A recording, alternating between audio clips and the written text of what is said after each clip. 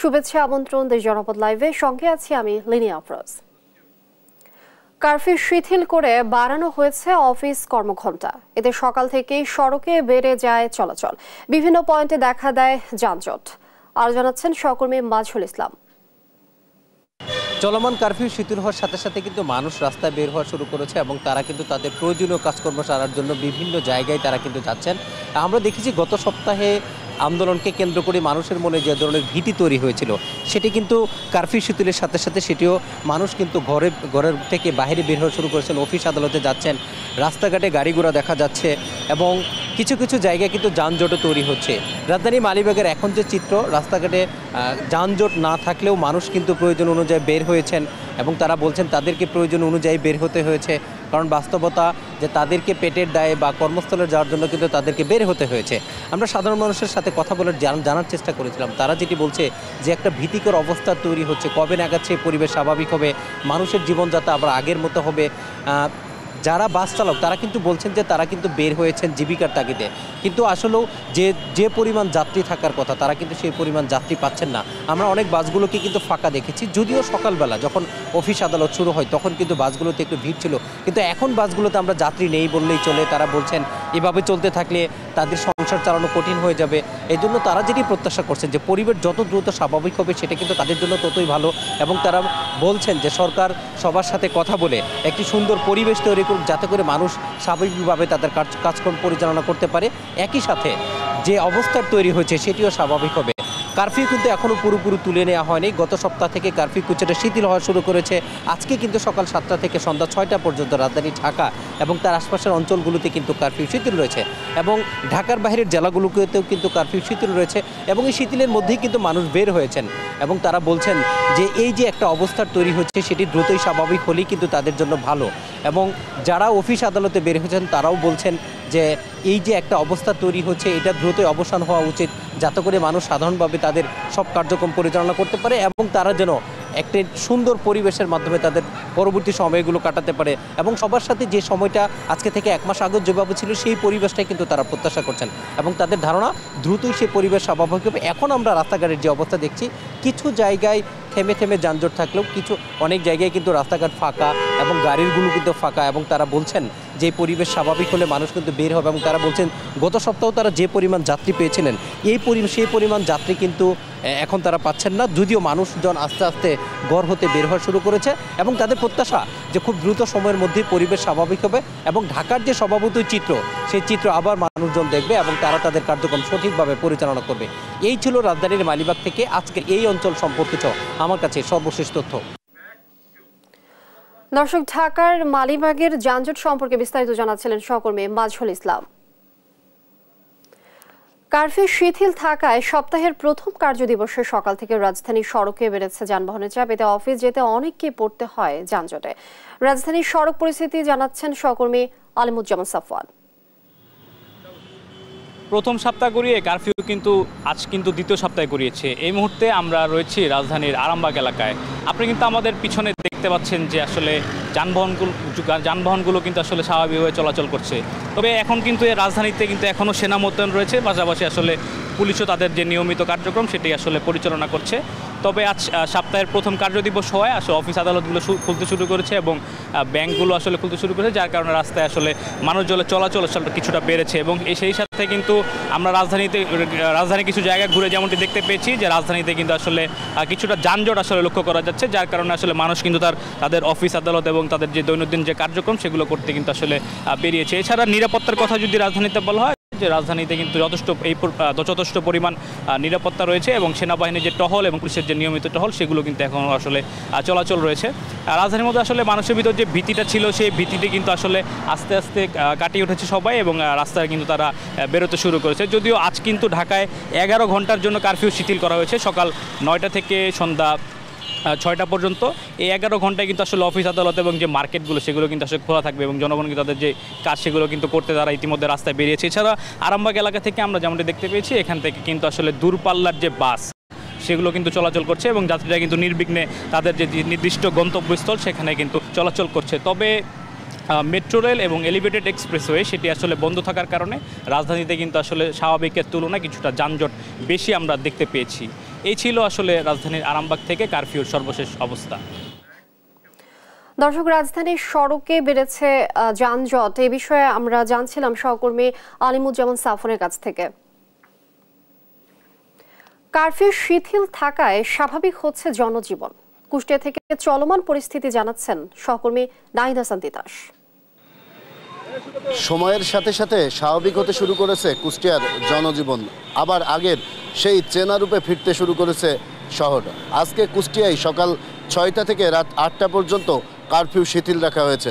অর্থাৎ আমি বলতে পারি 24 ঘন্টার মধ্যে 16 ঘন্টাই কারফিউ শিথিল, অর্থাৎ অনেকটাই স্বাভাবিক পরিস্থিতির সৃষ্টি হয়েছে। এর ফলে শহরে বেড়েছে যান চলাচল, মানুষের আনাগোনাও বেড়েছে এবং কুষ্টিয়ায় যে দূরপাল্লার গাড়িগুলো রয়েছে সেগুলোও কিন্তু সকাল থেকে তার গন্তব্যে ছাড়তে শুরু করেছে।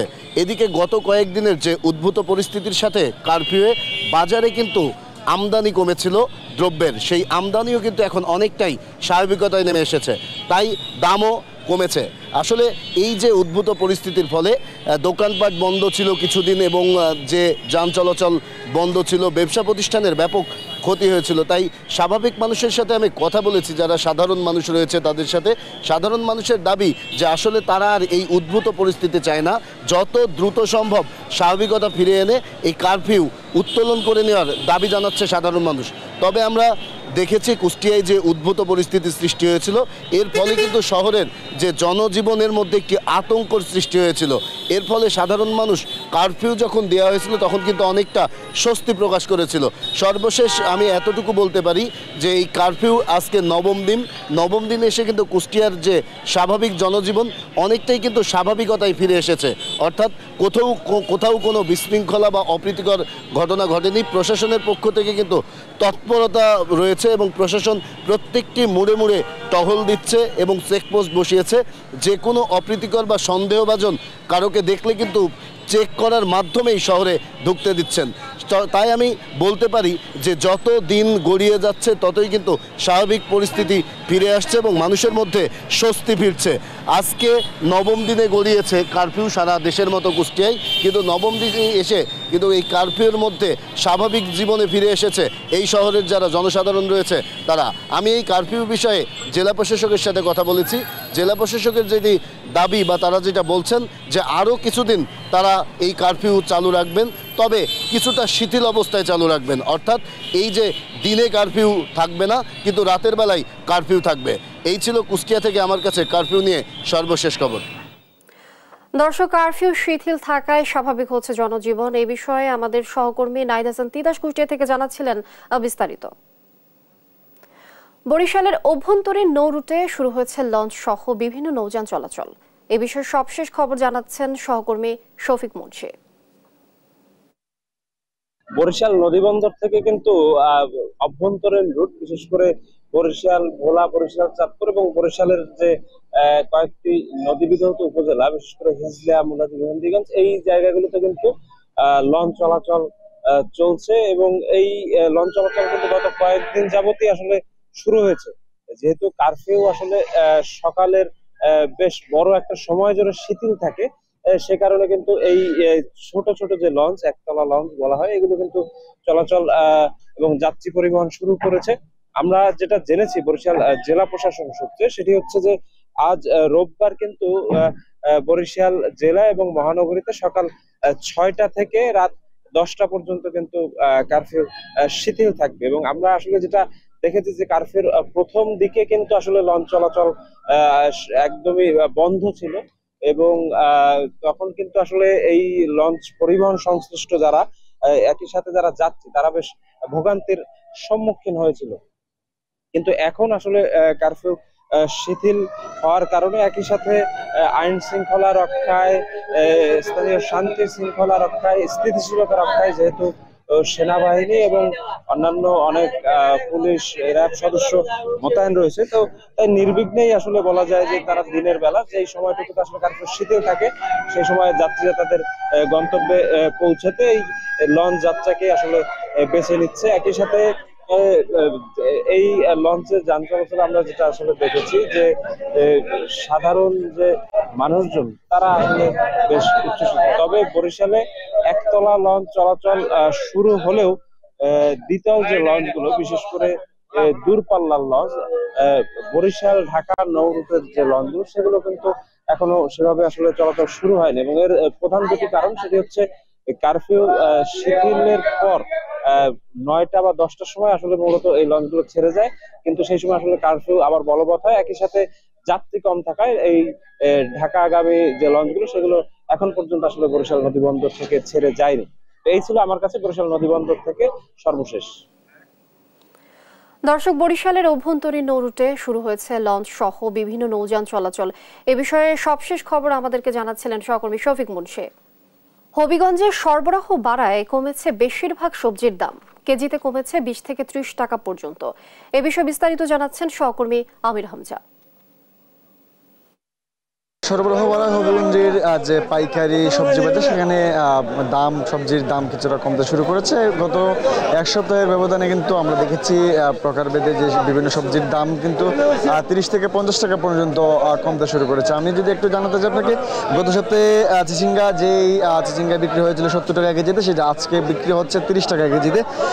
ঝিঙ্গা যেখানে অপরিবর্তিত রয়েছে, ঝিঙ্গা গত সপ্তাহে বিক্রি হয়েছিল 50 টাকা কেজিতে, আজকেও সেই ঝিঙ্গা 50 টাকা কেজিতে বিক্রি হচ্ছে। বেগুন বিক্রি হয়েছিল 60 টাকা কেজিতে, সেটি অর্ধেক নেমে অর্থাৎ আজকে 30 টাকা কেজিতে বিক্রি হচ্ছে। পাশাপাশি কুমড়ার যে জালি, সেটি বিক্রি হয়েছিল এক সপ্তাহ আগে 70 টাকা কেজিতে, সেটি আজকে 35 টাকা কেজিতে বিক্রি হচ্ছে। এবং করলা বিক্রি হয়েছিল 120 টাকা কেজিতে, সেটি আজকে অর্ধেক কমে অর্থাৎ 60 টাকা কেজিতে বিক্রি হচ্ছে। পাশাপাশি মুখী কিন্তু বিক্রি হচ্ছিল 60 টাকা, সেই মুখে আজকে 65 থেকে 60 টাকা কেজিতে বিক্রি হচ্ছে। পাশাপাশি মরিচ এক সপ্তাহ আগে 400 টাকা ছাড়িয়েছিল, সেই মরিচ কিন্তু আজকে 160 টাকা কেজিতে বিক্রি হচ্ছে এই হবিগঞ্জের যে পাইকারি চাষি বাজারে।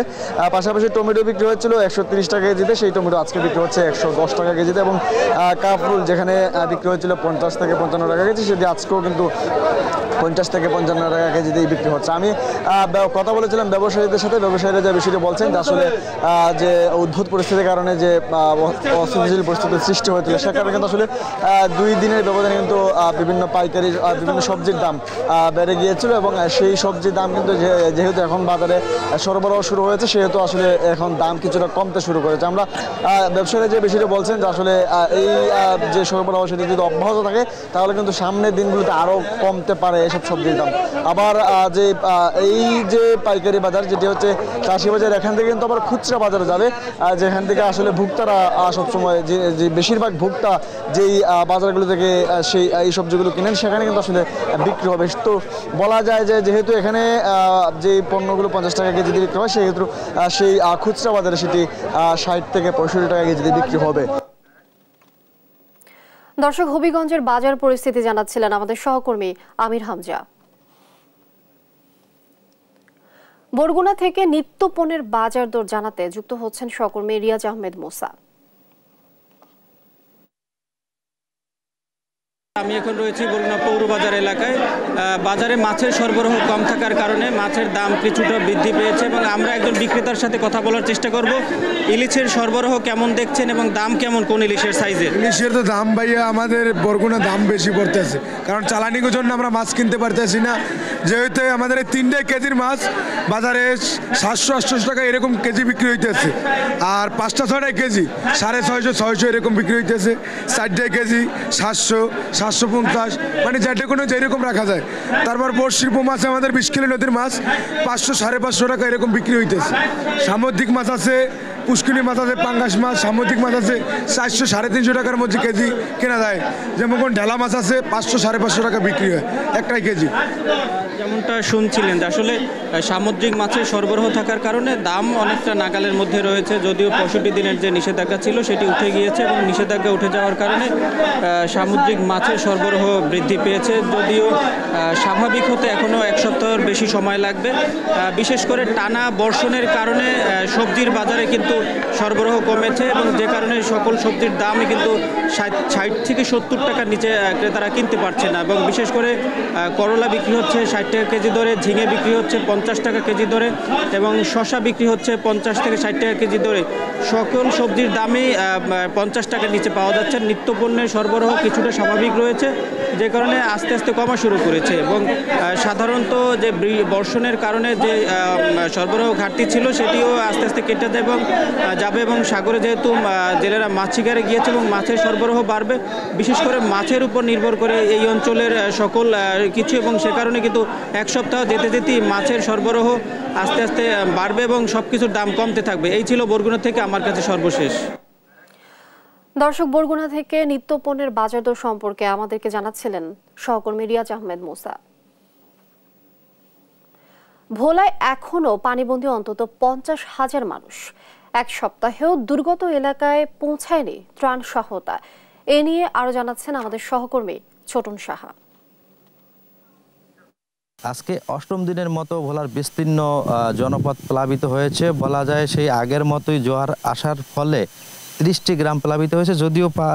যদিও এলাকার লোকজন বলছিল যে অন্যান্য দিনের তুলনায় আজকে পানি কিছুটা কম, তারপরেও কিন্তু প্লাবিত হয়েছে, বিস্তীর্ণ জনপদ প্লাবিত হয়েছে। বাঁধের বাইরে যে সমস্ত বসতি রয়েছে সেগুলো আজও ডুবে গেছে এবং যারা পানিবন্দী মানুষ রয়েছেন তারা বলছিলেন যে এই জলাবদ্ধতা সৃষ্টি হওয়ার কারণে কিন্তু তাদের যে অসুবিধাটি সৃষ্টি হচ্ছে, বৃদ্ধ এবং শিশুদের কিন্তু পানিবাহিত বিভিন্ন রোগ ছড়িয়ে পড়েছে। এবং একই সাথে আমরা জেনেছি তাদের সাথে কথা বলে, তাদের এখন এই মুহূর্তে আসলে খাদ্য বিশুদ্ধ পানির সংকট দেখা দিয়েছে এবং তারা ত্রাণের জন্য কিন্তু হাহাকার করছিল এবং তারা দাবি তুলেছে যে অতি দ্রুত যাতে তাদের মাঝে ত্রাণ বিতরণ করা হয়, কেননা তারা এই জোয়ারের পানি এলে তাদের ঘর দুয়ার প্লাবিত হওয়ার ফলে তারা অনেকেই কিন্তু রান্নাঘরে চুলো অনেকের জ্বলছে না এবং এ কারণে কিন্তু তারা আরও বেশি সংকটে পড়েছেন। এবং পানি উন্নয়ন বোর্ড থেকে বলা হয়েছে আসলে এই 8 দিন যে পানি উঠছে এতে তাদের যে বন্যা নিয়ন্ত্রণ বাঁধ বা অন্য কোনো বাঁধের কোনো তেমন ক্ষতি হয়নি, ঝুঁকির মধ্যে পড়েনি। তারপরেও তারা বিষয়টি মনিটরিং করছে এবং তারা বলছিল যে হয়তো আগামী 2-1 দিনের মধ্যে পুরোপুরি পরিস্থিতি স্বাভাবিক হবে, এমনটি কিন্তু বলা হয়েছে। তো আমার সাথে ভোলার জেলা প্রশাসক আরিফুজ্জামানের সাথে কথা হয়েছে। তিনি যেমনটি বলছিলেন যে জোয়ারে যে ক্ষতিগ্রস্ত এবং পানিবন্দী যে সমস্ত মানুষ রয়েছে তাদের তালিকা তৈরির কাজ চলছে এবং তালিকা তৈরির কাজ শেষ হলে তাদের মাঝে ত্রাণ বিতরণ করা হবে, এমনটি কিন্তু তিনি জানিয়েছেন। এবং একই সাথে যেহেতু পানি কমা শুরু করছে, তো পানি কমে গেলে যারা ক্ষতিগ্রস্ত রয়েছেন তারা হয়তো আবার নতুন করে ঘুরে দাঁড়াতে পারবেন, এমনটি তারা কিন্তু বলছিলেন। তো এ ছিল আমার কাছে ভোলার বন্যা দুর্গত এলাকার সর্বশেষ তথ্য। দর্শক, ভোলায় এখনো পানিবন্দী অন্তত 50,000 মানুষ। এই বিষয়ে দর্শক বিস্তারিত জানাচ্ছিলেন আমাদের সহকর্মী ছোটন সাহা। চালু হয়েছে সাভারের বেশিরভাগ পোশাক কারখানা। এ নিয়ে দর্শক বিস্তারিত জানাচ্ছেন আমাদের সহকর্মী শাহিনুর রহমান। যেমনটি বলছিলেন, আমি কিন্তু এই মুহূর্তে আছি সাভারের ঢাকা রপ্তানি প্রক্রিয়াকরণ এলাকা ঢাকা ইপিজেটের সামনে। আপনাদেরকে জানিয়ে রাখি যে সকাল থেকে কিন্তু আমরা দেখতেছি যে এখানে শিল্প কারখানাগুলো পুরোদমে চলতেছে, এমনটি কিন্তু আমরা দেখছি। সেই সাথে ঢাকা ইপিজেটের বাইরেও কিন্তু আমরা দেখেছি যে ছোটোখাটো যে প্রতিষ্ঠানগুলো আছে সেগুলো কিন্তু পুরোদমে চলতেছে। সেই সাথে আপনাদেরকে জানিয়ে রাখি যে সাভার আশুলিয়ার যে শিল্প অঞ্চলগুলো প্রত্যেকটি কারখানায় কিন্তু খুলেছে। গত কয়েকদিন আগে কিন্তু সহিংসতার জন্য কয়েকদিন বন্ধ থাকার ফলেও অনেক শিল্প কারখানাকে আমরা দেখেছি তারা অতিরিক্ত ওভারটাইম করে তারা কিন্তু তাদের যে কাজকে বুঝিয়ে নিচ্ছে, এমনটি কিন্তু আমরা দেখেছি। এবং সেই সাথে আপনাদেরকে আমরা জানিয়ে রাখি যে গত কয়েকদিনের অস্থিরতা অবস্থাকে কাটিয়ে ওঠার জন্য বিভিন্ন ছোট যে শিল্প কারখানা শিল্প মালিকদের সাথে কথা বলেছি, তারা আমাদেরকে জানিয়েছে যেমনটি যে তাদের এই যে অস্থিরতা অবস্থার জন্য তারা কিন্তু অনেক ক্ষতির সম্মুখীন হয়েছে। অনেকেই কিন্তু তাদের যে বাড়তি কাজের যে চাপ, এই চাপকে কুলিয়ে ওঠার জন্য কিন্তু তারা অতিরিক্ত ওভারটাইম করাচ্ছে, এমনটি কিন্তু আমরা দেখেছি। সব মিলিয়ে বলা যায় যে অনেক শিল্প কারখানার মালিকের সাথে আমরা কথা বলেছি, তারা আমাদেরকে জানিয়েছে যে সরকারের এই বিষয়টা দৃষ্টি রাখা দরকার, যে কোনোভাবে যাতে পরবর্তীতে কোনো রকম বিশৃঙ্খলা না হয়, শিল্প কারখানাটা যাতে সব কিছুর আওতামুক্ত থাকে এবং নির্বিঘ্নে যাতে মানুষ কর্মচাঞ্চল্যতা ফিরে সবসময় থাকে, এমনটি কিন্তু তারা বলেছে। এবং সেই সাথে আপনাদেরকে জানিয়ে রাখি যে ঢাকা সহ যে ঢাকার আশেপাশে সাভার আশুলিয়ার কিন্তু অনেক শিল্প কারখানা আছে, যেগুলো অনেকের কিন্তু নির্দিষ্ট সময় তাদেরকে তাদের শিপমেন্ট করতে হয়, কমপ্লিট করতে হয়। এর মধ্যে তাদেরকে কিন্তু সেই শিপমেন্ট কমপ্লিট না করলে কিন্তু তাদের নির্দিষ্ট সময় যে মালামাল পাঠানোর কথা, যে বাইরে পাঠানোর কথা, সেই পাঠানো যদি ক্যান্সেল হয়ে যায় বা হয়ে যায়, সেই ক্ষেত্রে কিন্তু আমরা দেখেছি যে তারা কিন্তু অনেক সময় জানায় যে যাতে কোনো রকম যাতে এই শিল্প কারখানাকে যে কোনো অবরোধ, তারপরে অন্যান্য যে বিক্ষোভ, সব কিছুর যাতে আওতামুক্ত রাখতে হয়, যে শিল্পের চাকা যদি সচল থাকে দেশ ভালো থাকবে, এমনটি কিন্তু তারা আমাদেরকে জানিয়েছে। এই ছিল সাভারের ঢাকা ইপিজেডের সামনে থেকে। দর্শক, চালু হয়েছে সাভারের বেশিরভাগ পোশাক কারখানা। এ নিয়ে বিস্তারিত জানছিলাম সহকর্মী শাহিনুর রহমানের কাছ থেকে। ধীরে ধীরে স্থবিরতা কাটিয়ে উঠছে দেশের অন্যতম রপ্তানিমুখী ব্রাহ্মণবাড়িয়ার আখাউড়া স্থলবন্দরে। এই বিষয়ে আরো জানাতে ব্রাহ্মণবাড়িয়া থেকে যুক্ত হচ্ছেন সহকর্মী মেহেদিনুর পরশ। টানা কয়েকদিনের অচল অবস্থা কাটিয়ে আবারও সচল হচ্ছে দেশের অন্যতম রপ্তানিমুখী ব্রাহ্মণবাড়িয়ার আখাউড়া স্থল বন্দরের রপ্তানি বাণিজ্যিক কার্যক্রম।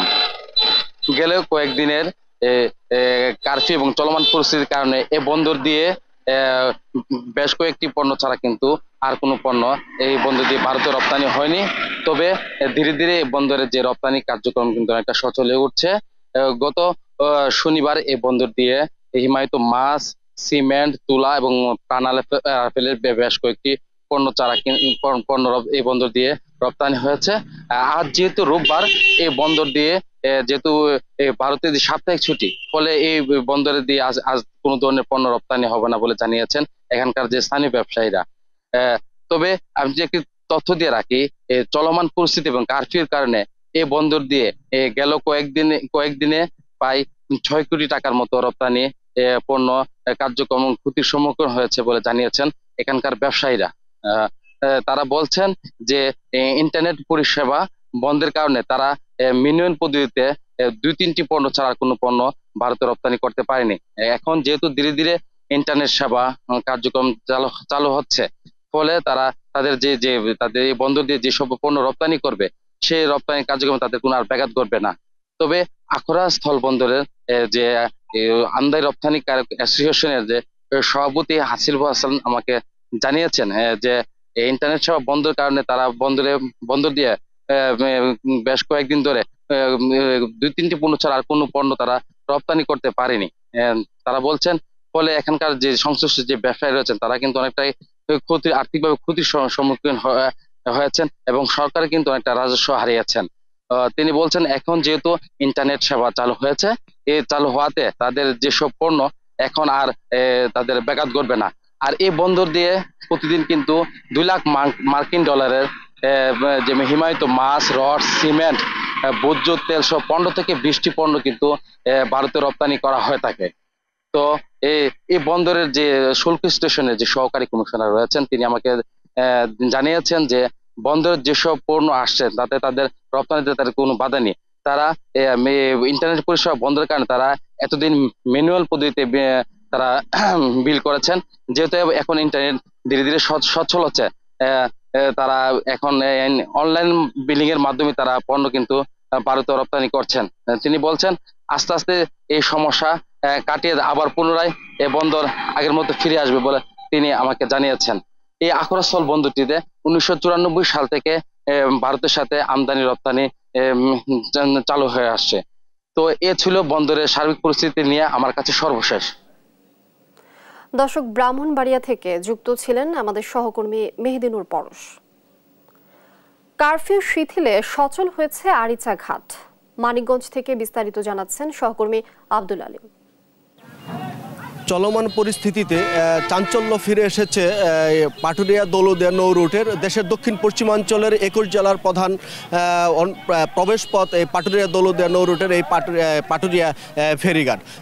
তো পদ্মা সেতু চালু হওয়ার পরে এই রোডের ব্যস্ততা কমে যায়, কিন্তু এরপরও চলমান যে আন্দোলন এবং কারফিউর যে পরিস্থিতি ছিল সেই পরিস্থিতিতে এই ঘাটে কিন্তু যানবাহন একেবারেই কমে গিয়েছিল গেছিল এবং যাতায়াত কমেছিল এবং ফেরি সংখ্যা কিন্তু সীমিত আকারে চালু ছিল।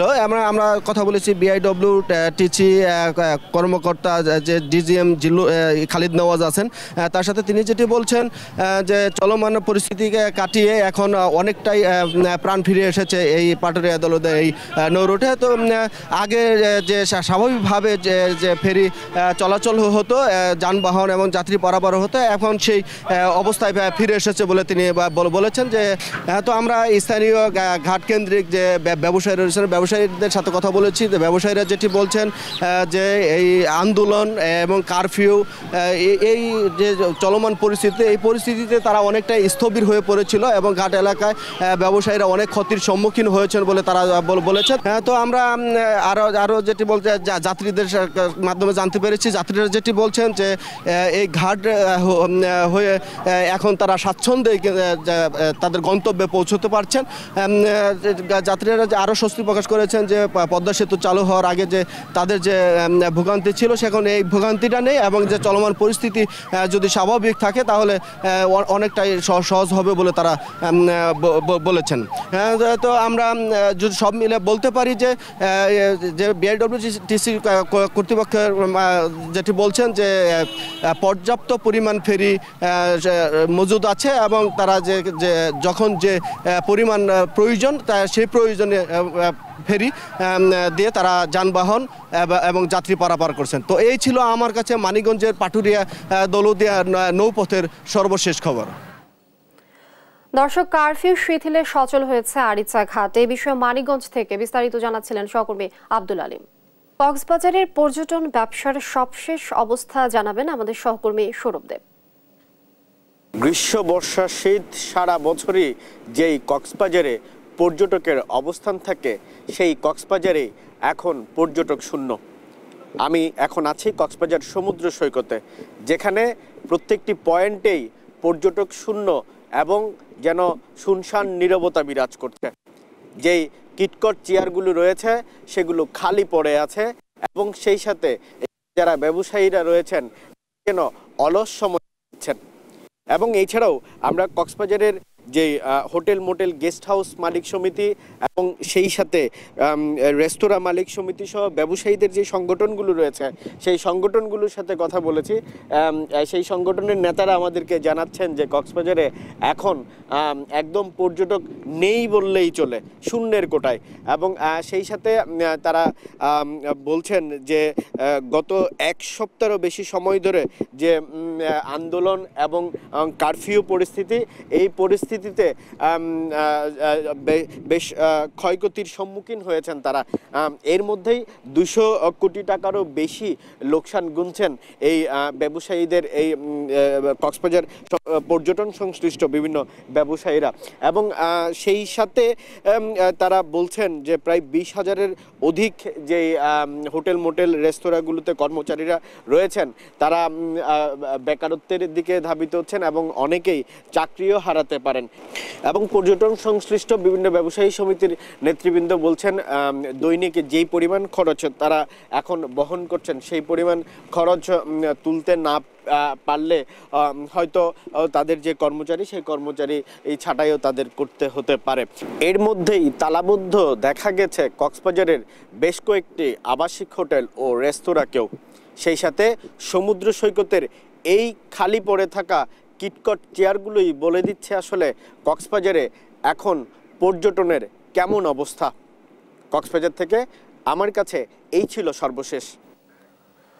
দর্শক, কক্সবাজারের পর্যটন ব্যবসার সবশেষ অবস্থা জানাচ্ছিলেন সহকর্মী সৌরভ দেব। এই ছিল এখনকার দেশ জনপদ লাইভ। পরে বুলেটিন দেখার আমন্ত্রণ রইল। ধন্যবাদ সবাইকে।